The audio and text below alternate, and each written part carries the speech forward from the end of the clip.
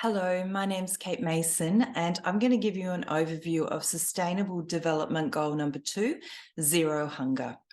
End hunger, achieve food security and improve nutrition, and promote sustainable agriculture. The main gist of Sustainable Development Goal number 2 is, and these are my edited points, 2.1, by 2030, end hunger and ensure access by all people to safe, nutritious, and sufficient food all year round. And 2.4, by 2030, ensure sustainable food production systems and implement resilient agricultural practices that increase productivity and production, that help maintain ecosystems, that strengthen capacity for adaptation to climate change. The United Nations, with philanthropy trusts, big corporates, not-for-profits, and our governments are transforming our food systems. The two main justifications used for this are global poverty and climate change, and the culprit that they identify are farmers. June the 9th, 2022, global investors write to UN to urge global plan on farming emissions. Investors managing $14 trillion have urged the United Nations to create a global plan to make the agriculture sector sustainable and curb one of the biggest sources of climate-damaging emissions. This also includes organic farmers, with Gates-funded The Guardian doing regular hit pieces on organics, the most damaging farm products, organic pasture-fed beef and lamb. There is no mention of the role which philanthropy trusts such as Rockefeller Foundation and the Bill and Melinda Gates Foundation, as well as big corporates such as Monsanto Bayer and other multinational chemical companies, have played in land and water degradation and environmental pollution, how they've invested heavily in GMOs, pesticides, and indebted farmers around the world, or how they have invested heavily in funding research and have an inordinate sway over government policies and reforms. Instead, these same philanthropy foundations, or as they are also called, philanthrocapitalism foundations, are now heavily invested in the food transformation industry. Synthetic food, which is genetically edited, CRISPR, and modified, mostly created or processed in laboratories. There's a large push for proteins in the forms of plant-based protein, which often is heavily genetically modified and not related to natural plants, and also eating insects. The United Nations Food and Agriculture Organization, FAO, CGIAR and the Rockefeller Foundation announced today that they will host the official Food and Agriculture Pavilion at the 2022 United Nations Climate Change Conference. FAO Director General said, "We're proud to have our first ever Food and Agriculture Pavilion at COP27, which is timely with the launch of the two new thematic FAO strategies on climate change and on science and innovation to be implemented in synergy." The Bill and Melinda Gates Foundation is a long-term partner and funder of CGIAR, which stands for the Consultative Group on International Agricultural Research, which was set up jointly by the Rockefeller Foundation in 1971. We have a quote here from Dr. Rajiv Shah, president of the Rockefeller Foundation, and he previously worked for the Bill and Melinda Gates Foundation and was also employed previously by the US government.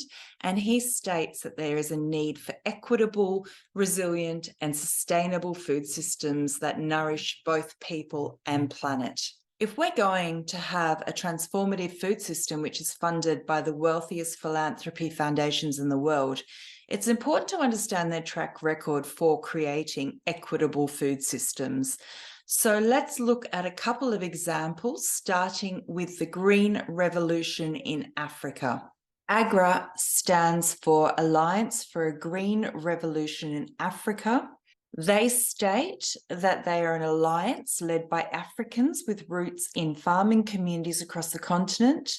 We understand that African farmers need uniquely African solutions designed to meet their specific environmental and agricultural needs so they can sustainably boost production and gain access to rapidly growing agriculture markets. They are funded primarily by these partnerships, including the Bill and Melinda Gates Foundation and the Rockefeller Foundation. Their funding partner includes the United Nations. Their private sector partners include Bayer Monsanto, Corteva, Syngenta, Microsoft, and other big corporates. If you look on the AGRA website, you'll see the words sustainable, inclusive, climate, nutritious scattered around, and the assurance they're making markets work for farmers. The reality is very different, with African farmers and non-government advocacy groups raising concerns about the detrimental effect of AGRA's policies, investments, and farming methods on the environment, food sovereignty, and farmers' rights. Statement on AGRA back in September 2012 by GRAIN. GRAIN is a small international non-profit organisation that works to support small farmers and social movements in their struggles for community-controlled and biodiversity-based food systems. We are concerned that AGRA is imposing a corporate-controlled seed and chemical system of agriculture on smallholder farmers, appropriating Africa's indigenous seed varieties, weakening Africa's rich and complex biodiversity, and undermining seed and food sovereignty of farming communities who make up the majority of our populations. In 2014, Africa-US Food Sovereignty Strategy Summit, the Summit Report. In today's age of crisis capitalism, a new scramble for Africa has begun. Foreign governments, philanthropists, and multinational corporations seeking opportunities for profit in Africa's soil and mineral riches have mobilized the narrative of crisis, be it of hunger, climate change, or population growth, and images of impoverished farmers to justify large-scale land acquisitions, the introduction of biotechnology, and new legal regimes aimed at harmonizing seed and agricultural laws to provide market entry for multinational corporations. Participants in the summit agreed that the public-private partnership model has become the key form of the new colonialism in Africa. In July 2020, Timothy Wise of Tufts University published an analysis of AGRA's impact in Africa. His research found that undernourishment increased by a startling 30% in AGRA countries. He states in his paper, "These poor indicators of performance suggest that AGRA and its funders should change course." And September the 2nd, 2021, Africa's largest civil society network calls on Western governments and private foundations to stop funding industrial agriculture in Africa. We are here to state clearly and categorically that the Alliance for a Green Revolution in Africa does not speak for Africans, says Anne Maynard, Director of the Biodiversity and Biosafety Association of Kenya and a member of AFSA. The Alliance for Food Sovereignty in Africa represents more than 200 million farmers, fishers, pastoralists, and Indigenous people across Africa. The international call to cease AGRA funding comes after AFSA wrote to AGRA donors in June to request evidence of the program's success. AFSA received few replies and no credible evidence. "We welcome investment in agriculture on our continent," wrote AFSA General Coordinator Milam Belay, "but we seek it in a form that is democratic and responsive to the people at the heart of agriculture, not as a top-down force that ends up concentrating power and profits into the hands of a small number of multinational companies." It is disturbing that the United Nations still funds AGRA and still speaks of its successes, whilst on the ground, farmers have become indebted to corporates and the land has been degraded. What has happened in Africa through AGRA, where farmers' sovereignty has been usurped by corporate interests, is happening all around the world. In the end of 2021, the United Nations held a food summit, and hundreds of civil society groups, academics, and social movements are boycotting the first UN Global Food Summit amid growing anger that the agenda has been hijacked by an opaque web of corporate interests. The declaration, signed by about 600 groups and individuals, states, "We reject the ongoing corporate colonization of food systems and food governance under the facade of the United Nations Food Systems Summit." Those boycotting the summit say the UN has given the private sector a dominant role in almost every part of the summit, which will lead to transnational corporations and their allies in the nonprofit and philanthropy sectors having greater scope to direct food policies, finance, and governance. As a result, they say solutions will be market-led, piecemeal, voluntary, and heavily weighted towards increasing food production through capital investments, big data, and proprietary technologies. Critics say that this approach will enable a handful of corporations and individuals to expand control over the global food system to the further detriment of the vast majority of people and the planet. The corporates are well aware that the difficulty will be in getting people to accept synthetic foods are better for them and the environment. So they've needed to embark on a PR spin which equates synthetics with equity and environmental sustainability and also being able to feed the world. So here's an example of how they do it. In 2014, a group of powerful agribusiness executives met to organise a PR campaign that would put synthetic biology and GMOs in a more favourable light. Dana Perez from Friends of the Earth attended this meeting and later wrote, "Inside the Sin BioBetter cultured food meeting, the meeting was under Chatham House rules, which means I can't disclose who said what.